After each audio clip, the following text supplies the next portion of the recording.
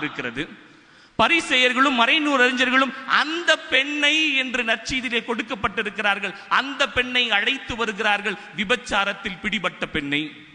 அவர்களுடைய தீர்ப்பு மனிதனை மனிதனாக மதிக்காமல் இவரை எப்படியாவது கேவலப்படுத்த வேண்டும், அந்த பெண்ணினுடைய வாழ்வை கேவலப்படுத்த வேண்டும், ஆண்டவர் இயேசுவை கேவலப்படுத்த வேண்டும் என்று தீர்ப்பிட்டார்கள். ஆனால் இயேசுவினுடைய தீர்ப்பு சற்று வித்தியாசமாக இருக்கிறது. எழுதி கொண்டே இருக்கிறார். அவர் கேட்கிறார், அந்த பெண் விபச்சாரம் செய்தார் என்றால் அவன் கூட இருந்தவன் எவன்? நக்க புடுங்கிற மாதிரி கேள்விங்க. எப்படிங்க? நக்க புடுங்கிற மாதிரி கேட்கிறார். அவன் கூட இருந்தவன் எவன்? ஒரு பய இல்ல. கல்லை எல்லோரும் போட்டு விட்டு ஓடி விட்டார்கள். அதுக்கு அடுத்து ஆண்டவருடைய இறுதி தீர்ப்பு பாருங்களேன்.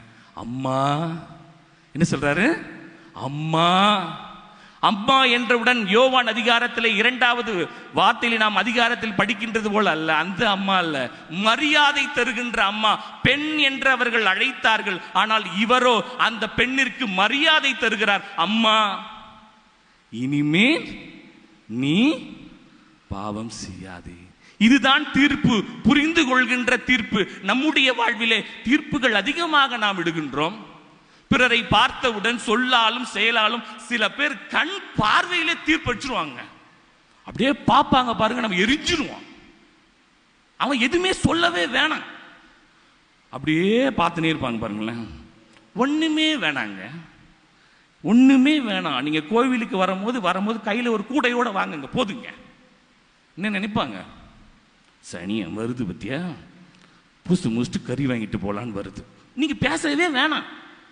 அந்த அளவு தீர்ப்பிடுகின்ற மக்களோடு நாமும் தீர்ப்பிட்டு கொண்டே வாழ்ந்து கொண்டிருக்கின்றோம். அதனால தான் அழகாக படிக்கின்றோம். மத்தேயு 7வது அதிகாரம் 3வது வசனத்தில், தங்கள் கண்ணில் இருந்த மரக்கட்டையை பார்க்காமல் அப்பெண்ணின் கண்ணில் இருந்த துரும்பை எடுக்க முற்பட்டுகிறார்கள். நாமும் அதை தான் அழகா படிங்க பார்க்கலாம். உங்கள் கண்ணில் இருக்கும் மரக்கட்டையை பார்க்காமல் உங்கள் சகோதரர் அல்லது சகோதரியின் கண்ணில் இருக்கும் துரும்பை நீங்கள் கவனிப்பதேன்?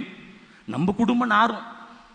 நம்ம குடும்பத்தை வெளியே பேச முடியாது. வெளியே பார்த்து ஓஹோ ஓஹோ அவங்க குடும்பம் போல உண்டா, எப்படி ஒற்றுமையா ஒண்ணும் இன்னும் எங்கள் வீட்டில் எல்லா நாளும் கார்த்திகை என்று ஆடிக்கொண்டிருக்கிறார்கள். உள்ள போய் பார்த்தாதான் தெரியும் நாரி போயிருக்கிறது.